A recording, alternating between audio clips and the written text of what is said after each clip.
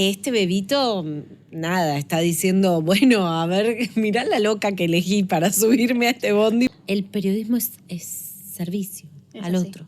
Es un lazo al otro. El periodismo es el otro. Si a vos te arde adentro una historia, tenés que contarla. Y yo estaba contando toda la secuencia en vivo, era en una localidad de frontera en Polonia. Y no pude seguir. Dije, esto es la guerra. En el momento en que a mí me deje de pasar algo verdaderamente movilizante con lo que hago, es el momento en que voy a dejar de hacerlo. Forrest Gump, por favor. Bueno, ahí está. Ahí está. Yo tampoco. Esto es un secreto que vamos a contar. Esto es más fácil para mí hablar de política internacional que de este asunto.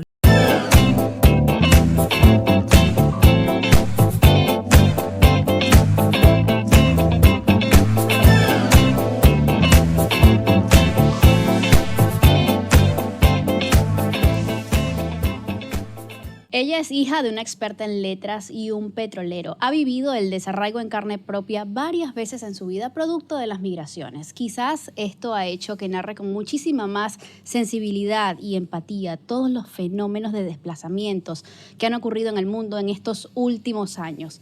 Ella ha estado en la guerra de Ucrania, ha estado en el Darién, ha estado en las elecciones de Venezuela recientemente, ha estado también en el Mediterráneo central, pero quizás uno de sus mayores desafíos es el que está a punto de enfrentar: la maternidad sin dejar de ser periodista. Además, una periodista apasionada.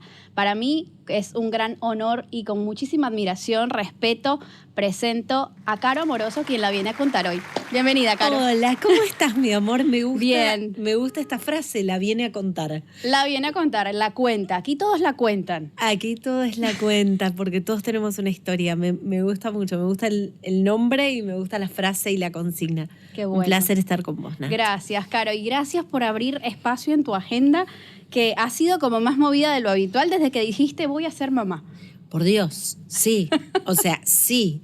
Este bebito, nada, está diciendo, bueno, a ver, mirá la loca que elegí para subirme a este bondi, porque realmente este año ha sido muy intenso en términos laborales, pero además ha sido muy intenso en lo emocional porque estoy pasando por el viaje de mi vida, ¿no? Es que así. es el viaje de ser mamá. Yo tengo 39 años, estoy a punto de cumplir 40. Esto es algo que yo deseaba mucho para mí, pero no te voy a negar que uno se siente una inexperta.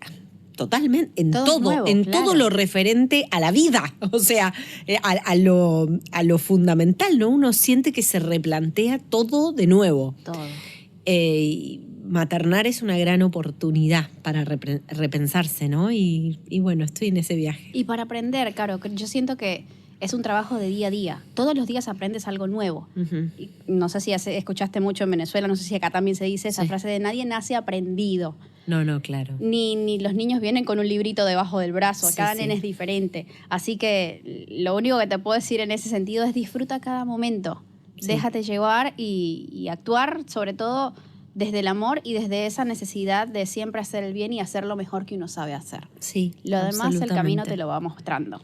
Pero muchos ya lo sabrán, Caro es periodista, es escritora, es conductora, ganó 3 Martín Fierros, otro montón de reconocimientos internacionales.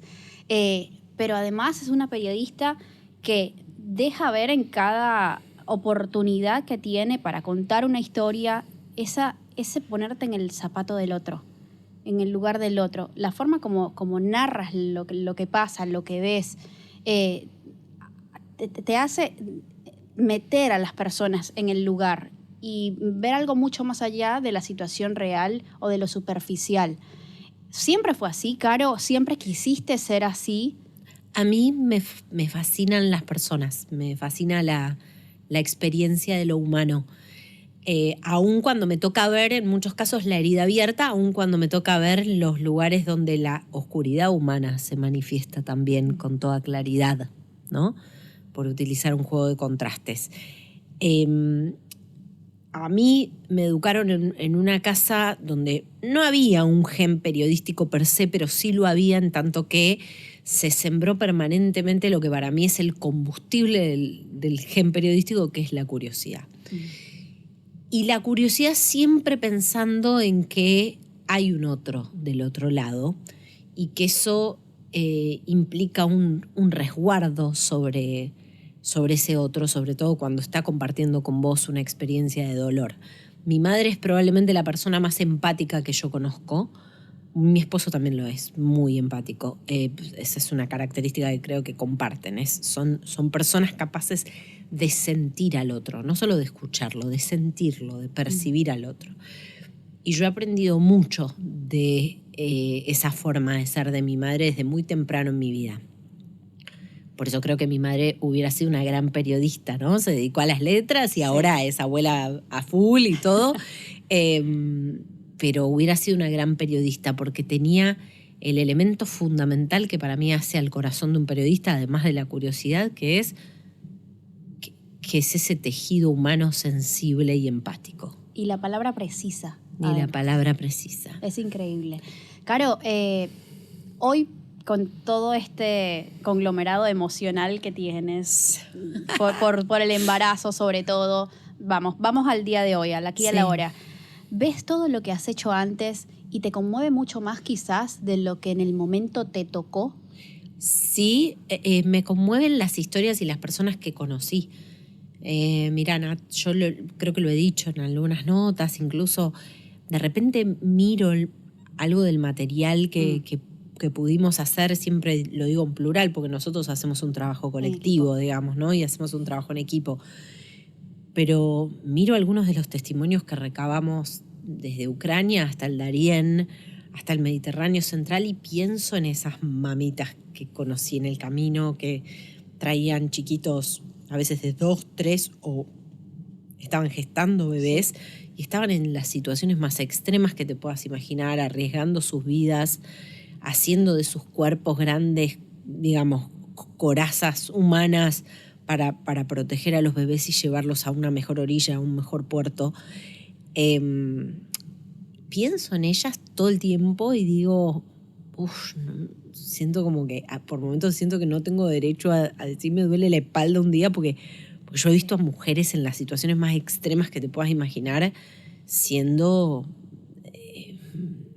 casi inquebrantables, ¿no? Uno tenía la sensación, en ese momento ya tenía la sensación de estar presenciando algo poderoso, pero hoy creo que eran realmente seres súper poderosos, sí. O sea, y me re gustaría volver a verlas y decirle, Dios mío, la fuerza que has tenido para lograr, bueno, desde atravesar un país asediado por misiles y llevar a tu bebé a una maternidad improvisada en un sótano para que pudieran nacer a salvo, hasta todo, ¿no? Hasta cruzar una selva.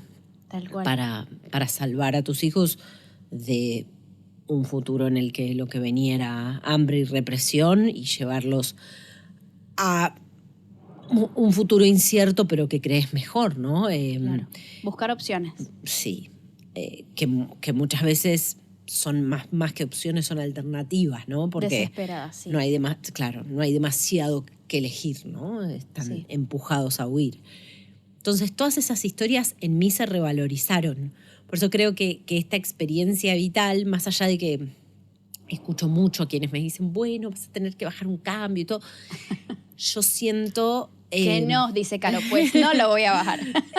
Yo lo que siento es que la maternidad no tiene por qué ser un camino de despersonalización y siento que para el periodismo, que se nutre tanto de nuestra humanidad y de aquello de lo que estamos hechos, es una experiencia que hasta te diría te enriquece a la hora de acercarte al otro. Sí.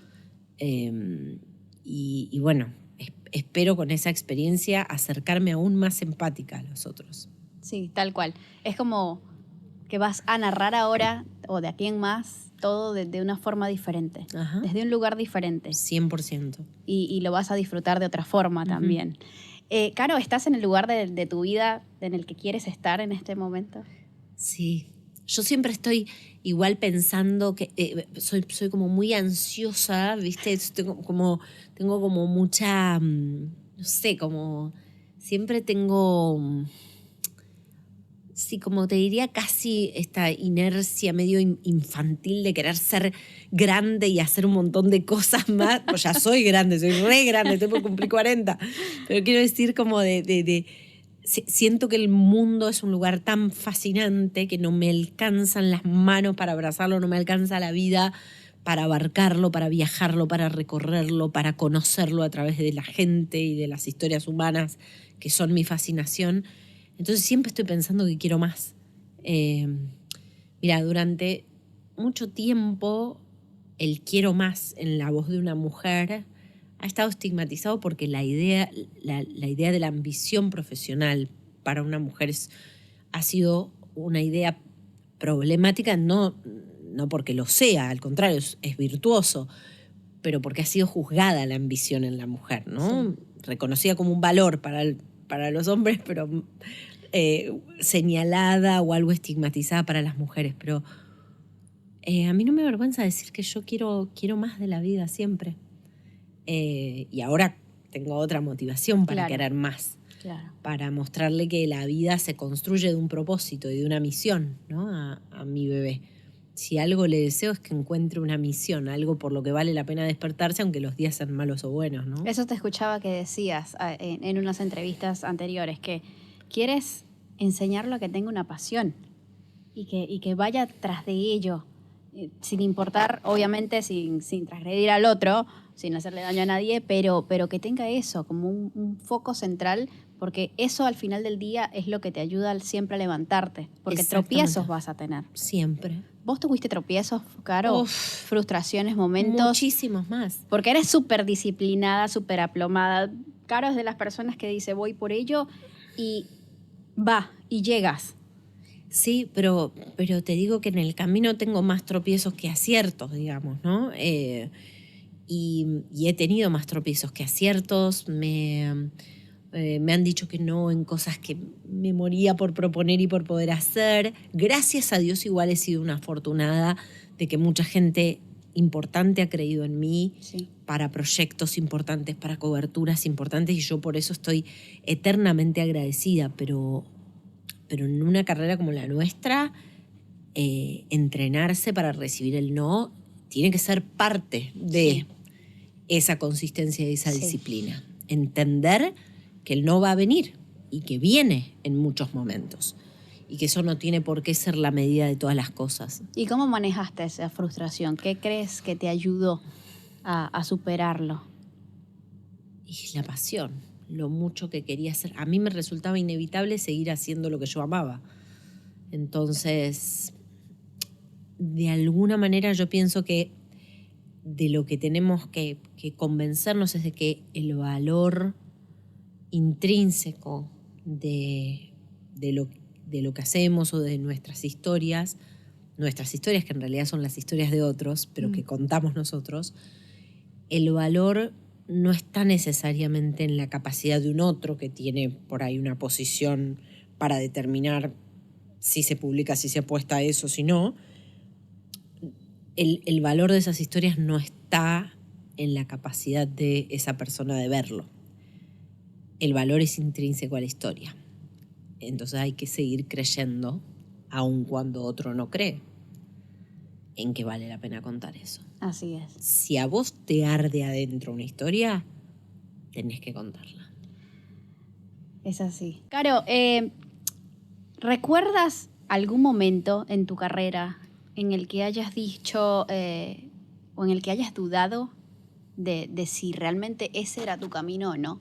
Sí, muchos. Recuerdo momentos en los que dudé de mi capacidad para hacer lo que quería hacer. No dudaba en que a mí me encantaba. Y creo que, por eso te digo, creo que lo que me ha rescatado es sentir esa pasión, sentir que a mí me resultaba irremediable seguir haciendo lo que hacía. Pero momentos en que dudé de mi capacidad, sí, un montón. Yo a veces pienso, recuerdo que en una cobertura muy desafiante que hicimos no hace mucho tiempo, un camarógrafo que quiero mucho me dijo, le digo, creo que tenemos el material para contar la historia y demás. Y él me dijo, ¿pero te cabe alguna duda? Esta no es la... ¿cómo es? No me acuerdo bien la frase, pero me dijo, ¿te cabe alguna duda? Ya hiciste un montón de estos trabajos, como, sí, obvio que tenés la historia. Yo le dije, ¿yo sabes lo que siento? Que estoy refrendando mi lugar todo el tiempo y que cada cobertura es mi primera cobertura. Y un poco me pasa eso. Y te repito, si bien ahora tengo un mayor sentido de seguridad sobre lo que hago y sobre todo porque estoy convencida de la intención con la que hago lo que hago, ¿no? Uno no está exento de cometer un error. Claro. Incluso en la manera en la que aborda un tema y demás. Pero sí estoy convencida de que la brújula que me organiza es buena en tanto mis intenciones son buenas. Yo no quiero el impacto por el impacto, yo quiero una historia que hable de valores humanos o que denuncie o que permita tener algún impacto sobre el curso de las cosas, sobre todo aquellas que me resultan injustas. Eso, ver periodismo como una labor social. 100%. Más que como algo para engrandecerte en lo personal. El periodismo es servicio al otro. Es un lazo al otro. El periodismo es el otro. Es una tarea que es sobre el otro. Y a veces con todas las trampas que nos tiende, que nos suele poner el ego en el camino cuando obviamente uno tiene exposición y demás, me parece que eso es un recordatorio que hay que hacerse siempre, ¿no? Es el otro, la historia es el otro, la base de lo que hacemos es el otro, la misión de lo que hacemos tiene en el centro al otro. Hablabas en una entrevista de eso, de que tú habías aprendido a definir claramente cuáles son tus no, cuáles son tus límites. Sí. Y justamente por lo que estás diciendo, calculo que en tu carrera ya habrán habido muchísimas oportunidades en las que te han tentado para que cruces esa línea de la ética y no sé, te pongas a servicio de un particular en determinado momento para hacer determinadas cosas. ¿Cómo reacciona Caro en esas oportunidades? Mira, no me ha pasado eso en el sentido de que creo que también siempre he sido bastante categórica en mis posiciones, pero incluso cuando ha habido cosas que me han parecido hasta ambiguas, no, yo alguna vez escuché una frase que la abrazo como propia. Cuando hay duda, no hay duda. Entonces yo tengo una duda sobre algo o sobre cómo algo puede comprometerme en mi integridad periodística, profesional, que termina siendo mi integridad personal, no. Gracias, pero no. O es sí o es sí. Claro. No se el negocia. sí siempre se te presenta rotundo. Es así. Sí. Entonces, te diría que ha sido como muy, muy claro eso a lo largo de mi carrera. Y es difícil llegar a ese punto en el que tengas el ojo crítico para saber dónde está el sí de verdad. Sí. ¿Cómo planeas enseñarle algo así a tu bebé?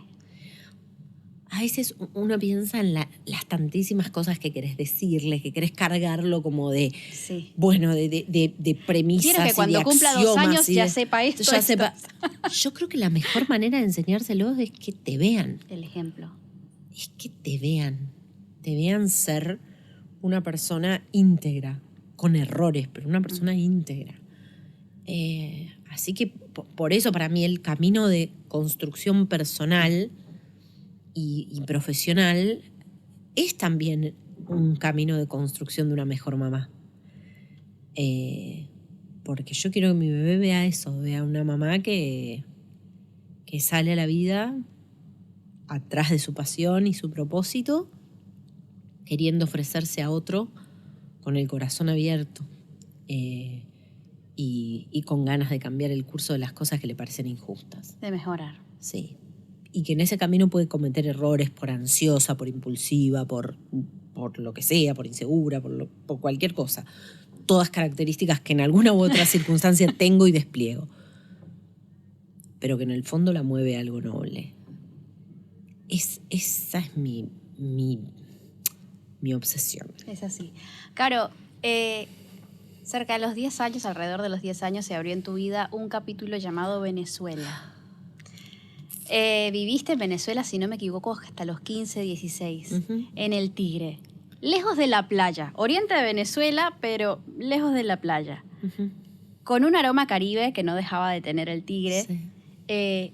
pero que dejó algo tan profundo en ti que aún hoy en día no te desligas No. de ese capítulo. No. ¿Qué significa Venezuela para ti hoy? Venezuela es... Sí, también lo he dicho muchas veces, pero para mí es un lugar en mi alma. O sea, es un país, pero es un lugar en mi alma. ¿Lo sientes tuyo? Sí, claro. Sí, pero porque Venezuela siempre se te entrega a través de su gente tan generosa que te permite, entre comillas, apropiártela afectivamente sin mezquindad. Eso es muy del venezolano. El venezolano ha sido siempre de brazos y corazón abierto. Por eso es muy injusta la estigmatización y la discriminación a los venezolanos que emigran, porque es injusta históricamente, porque Venezuela siempre se entregó a todos sin miramientos. Seas rico, pobre, seas quien seas, vengas de donde vengas, Eres bienvenido. había un lugar donde uno podía ser feliz, aún sin saberlo, sin ser del todo. El famoso cuando éramos felices y no lo sabíamos, ¿no? Sí, Venezuela es ese lugar en mi alma. Por eso yo cuento mucho la Venezuela de la herida. Porque es obvio, tengo que contarlo porque soy periodista y porque yo deseo profundamente que trasciendan y dejen atrás este capítulo oscuro en su historia que está siendo muy extenso y tortuoso para todos ustedes.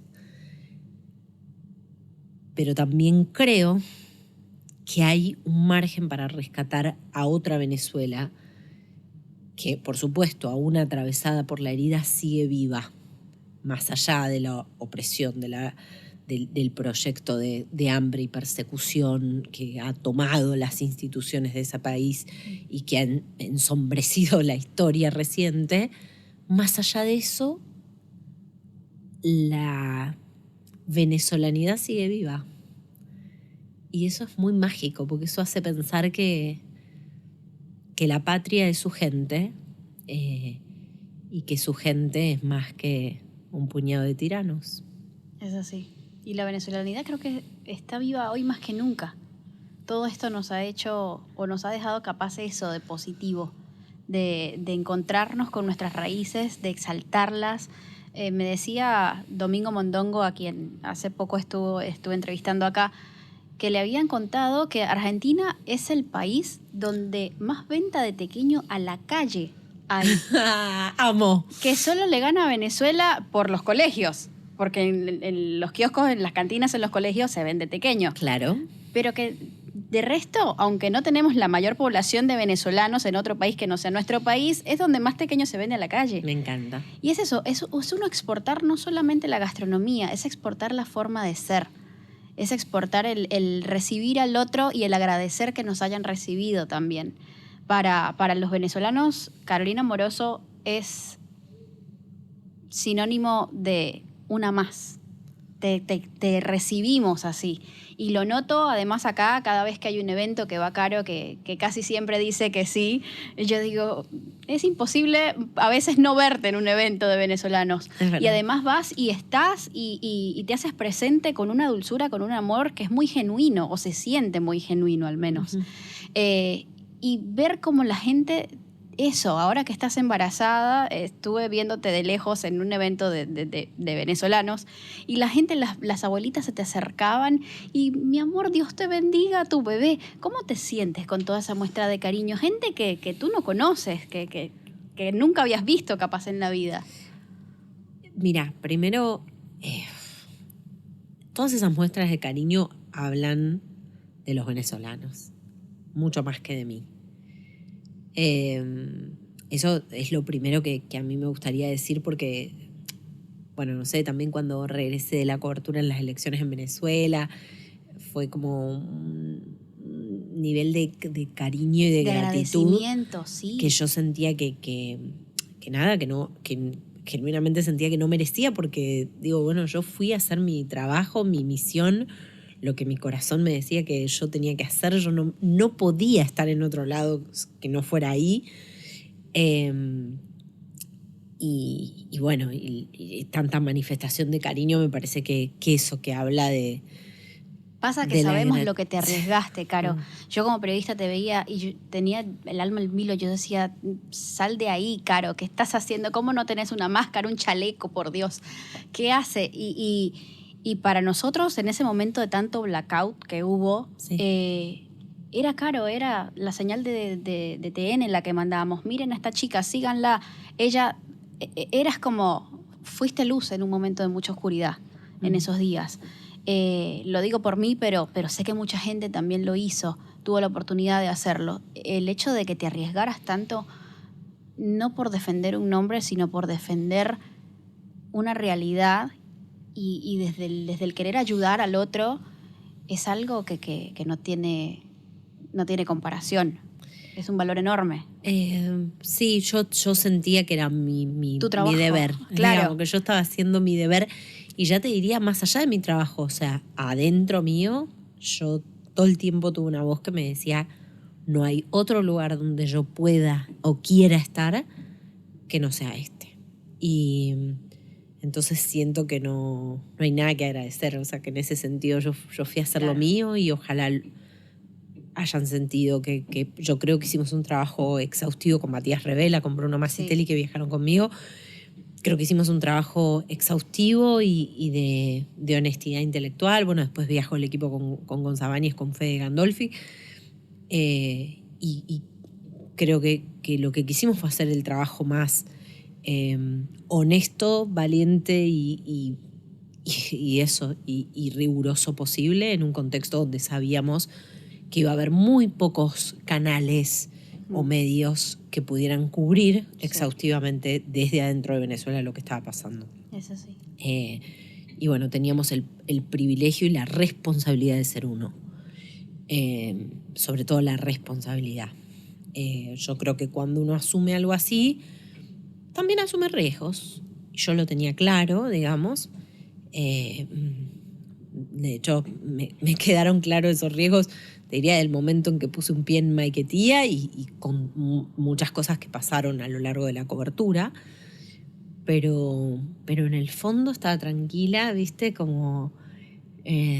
mira, yo me acuerdo cuando hice el documental sobre el Darién, escuchaba que los migrantes, muchos de ellos venezolanos, decían siempre una frase que era Dios primero. Dios por delante. Sí, Dios por delante. Y yo estaba segura que Dios por delante íbamos a poder hacer el trabajo y íbamos a regresar a casa.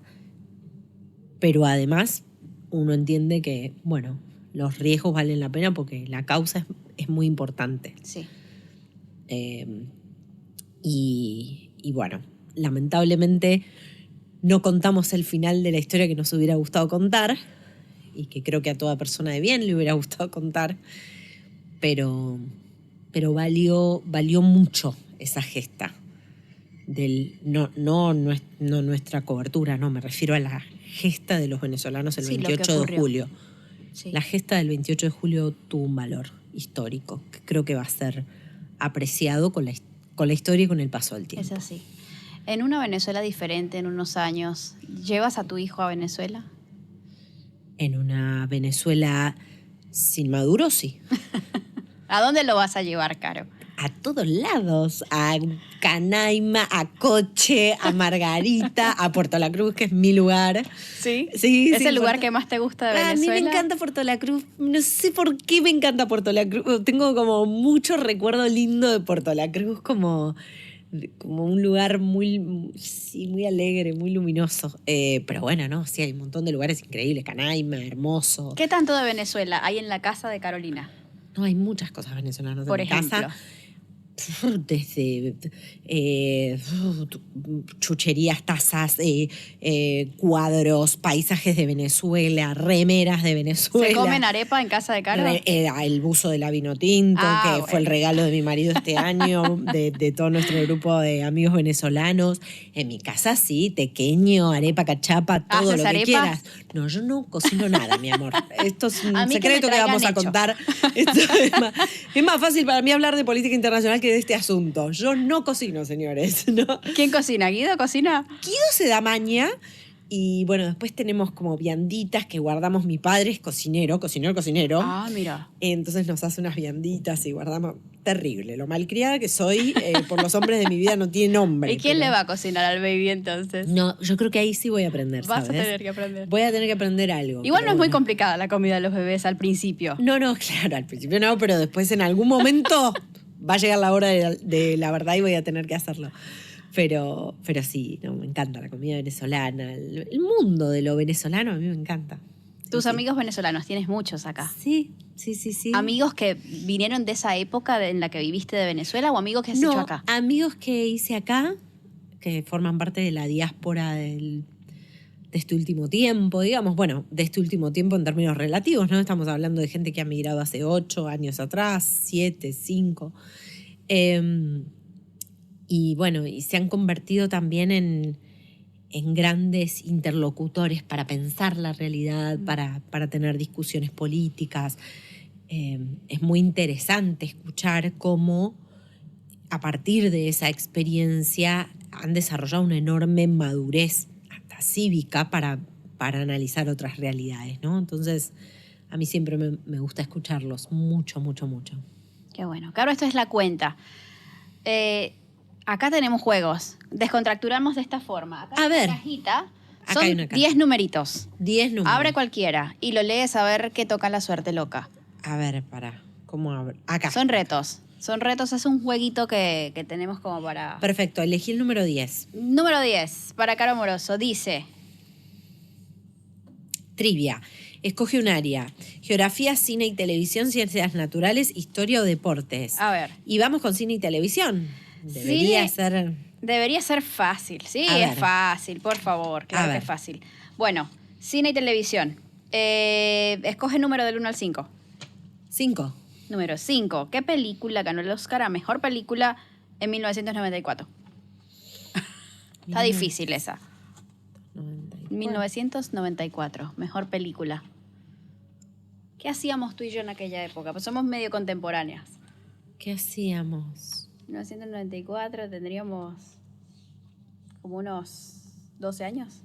14. Sí. ¿Estabas en Venezuela? No, 94 no, mi amor. ¿No? No, yo tenía 9 años. No, claro, más chiquita, claro. Más chiquita. Estabas en Río Gallegos. Estaba en Gallegos, Claro. exactamente.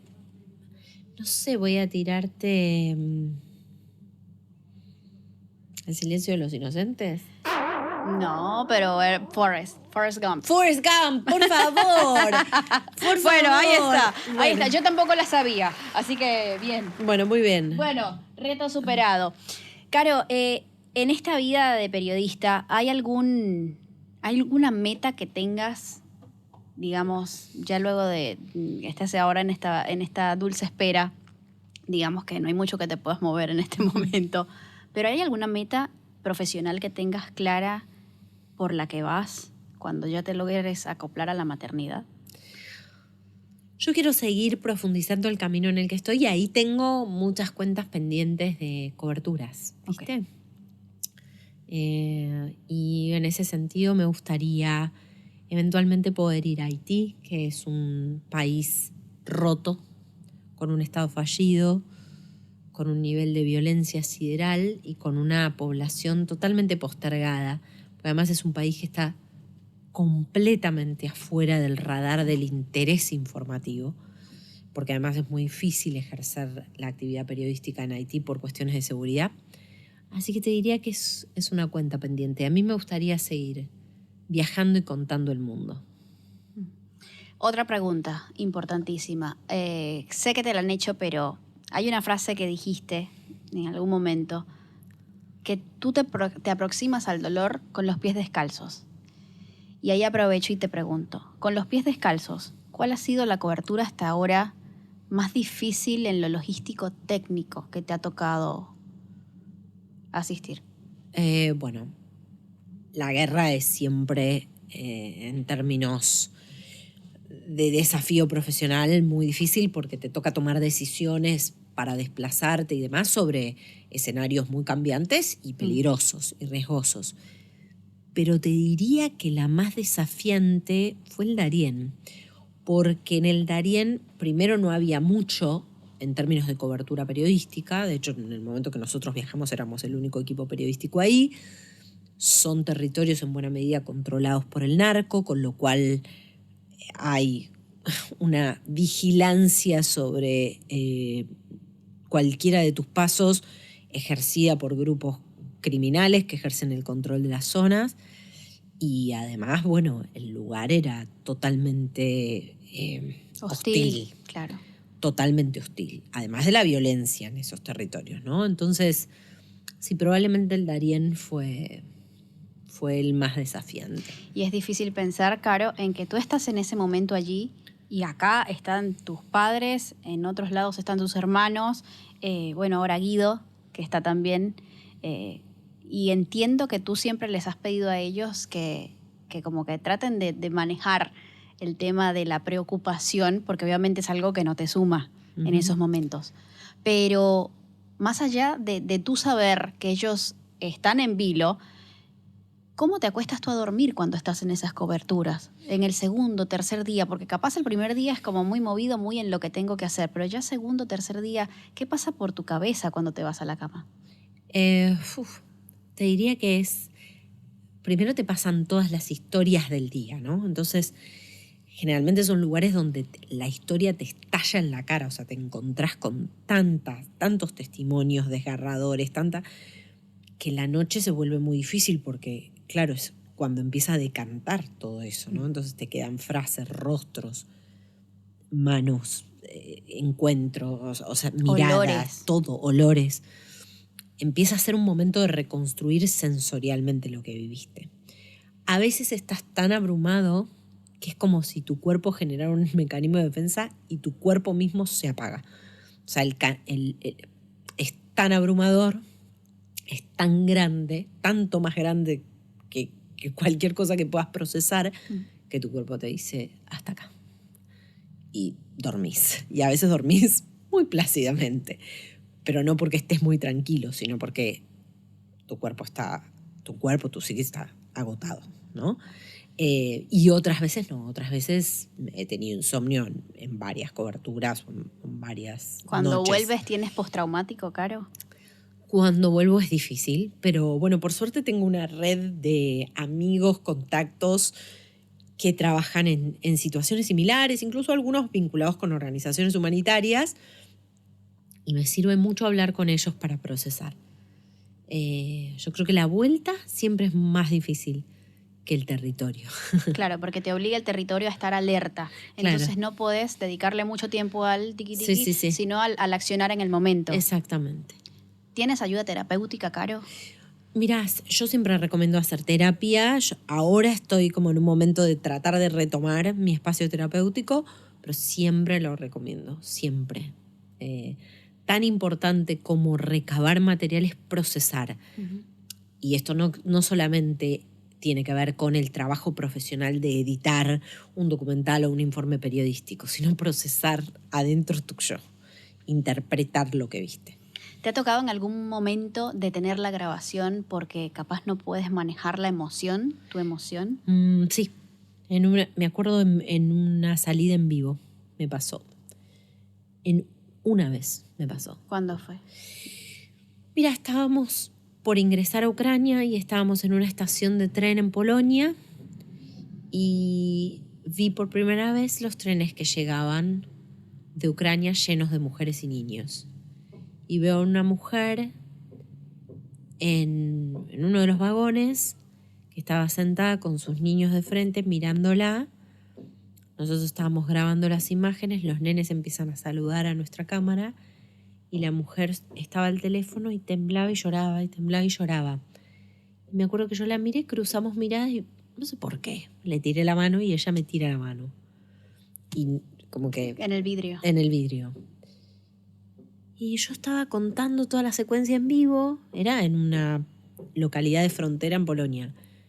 Y no pude seguir. Es que... Sí, no sé, no sé qué me pasó. O sea, la vi a ella y es como que la sentí. No necesité conocer nada de su historia para entender todo lo que estaba pasando. Y sí, esa fue una vez que dije, esto es la guerra. Dicen a veces que los periodistas, cuando cubrimos muchos sucesos, muchas situaciones así, de trauma, de desplazamientos, que son muy fuertes, nos deshumanizamos. ¿Tú qué Sí. opinas de eso? Yo siento que es al contrario, pero ¿tú qué opinas?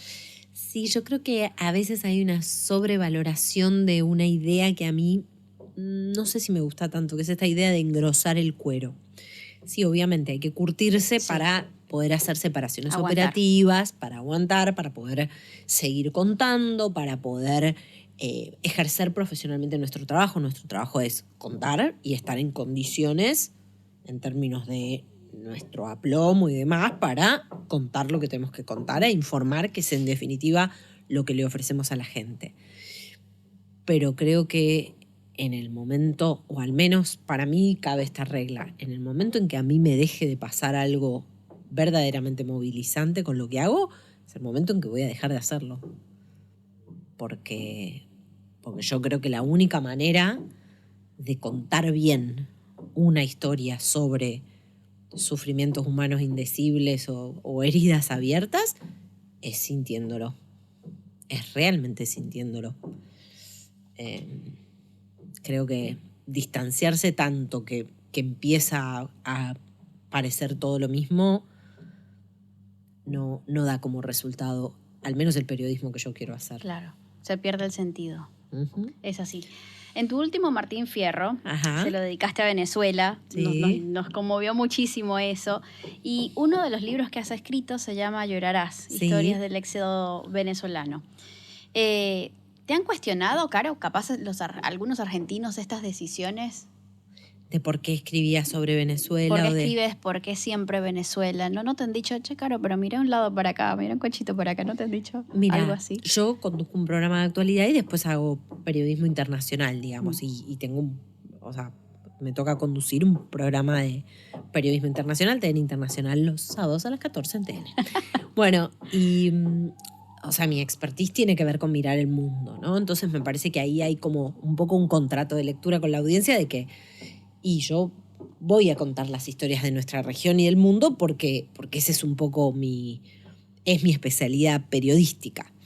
No obstante, siempre trato de mantener una perspectiva sobre lo local. Y creo que mantenerte sensible sobre lo que pasa en el mundo y en la región te hace también más sensible a lo que pueda pasar aquí. No, todo lo contrario, te diría que en la gente me he encontrado una enorme avidez por conocer esas historias del mundo y por generar más sensibilidad y más empatía hacia, por ejemplo, la gente que viene huyendo de países donde la persecución y todas las tragedias asociadas son una realidad hoy. Yo me encuentro con que en la Argentina es impresionante el nivel de sensibilidad que hay hacia esas historias, ¿no? Sí. Y tú la cuentas justamente desde eso, desde la sensibilidad. Entonces le das otra visión al conflicto, al tema en específico.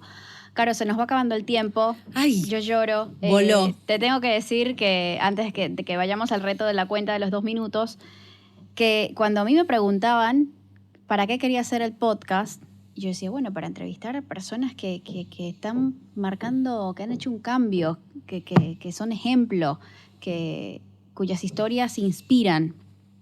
Y me decía, bueno, pero más o menos a quién quieres entrevistar. Y el primer nombre que saltaba era el tuyo. Y un año después... Me vas a hacer llorar y estoy hormonal. No, perdón. Pero eso, saltaba tu nombre, saltaba el de Néstor de Tequepop, saltaba el de Alejandro de Malta más 58, que son como ejemplos muy visibles, pero detrás de eso han venido muchos más, argentinos y venezolanos. Pero te agradezco desde este comentario el que estés hoy acá. Para mí significa muchísimo porque como periodista te admiro, como periodista te veo y ahora que vas a ser madre y digo, wow, qué bonita historia de vida y deseo de todo corazón que logres todo lo que te propones, que seas esa mamá, quizás no a tiempo completo porque es imposible con esta profesión, pero que seas la mejor mamá que quieras ser, que lo logres, que te acuestes todas las noches con esa satisfacción de que eres la mamá que quieres ser y que lo estás logrando. Gracias, mi amor. Esa paz no tiene precio. Es un placer escuchar tus palabras, que las siento muy generosas, más de lo que por ahí creo que merezco. Gracias por tus deseos y gracias por este espacio, porque la verdad es que me parece que si hay algo que tenemos que poner en valor nuevamente es el espacio para conversar de persona a persona, ¿no? Sí. Y para tener buenas y profundas conversaciones, así que gracias. Gracias a ti. Llegamos al reto de la cuenta, Carolina. ¿Cómo es Moroso. esto? A El ver. reto de la cuenta son 30. 30 preguntas que tienes que contestar en 2 minutos, Caro. A ver. Yo voy a poner acá el temporizador y cuando comience tienes que responder lo más rápido posible. Ok, 3 a ver. personas que han pasado por la cuenta ya las han hecho. Un argentino, un venezolano y un argento venezolano. A ver. Así que en ti está el desempate. En mí está el desempate. ¿Te sientes argento-venezolana? Me siento argento-venezolana, Bueno, absolutamente. entonces si las gana es otra argento-venezolana. Me encantaría. El reto de la cuenta para Carolina Moroso comienza ahora. Caro, ¿a qué le tienes miedo? A los aviones les tenía miedo. ¿Tu peor defecto? La ansiedad. ¿Tu mejor virtud? La consistencia. Un secreto que ya no sea secreto. Algo que develes. No sé cocinar. ¿Color favorito? Azul. ¿Animal favorito? Perro. ¿Un sueño no alcanzado aún?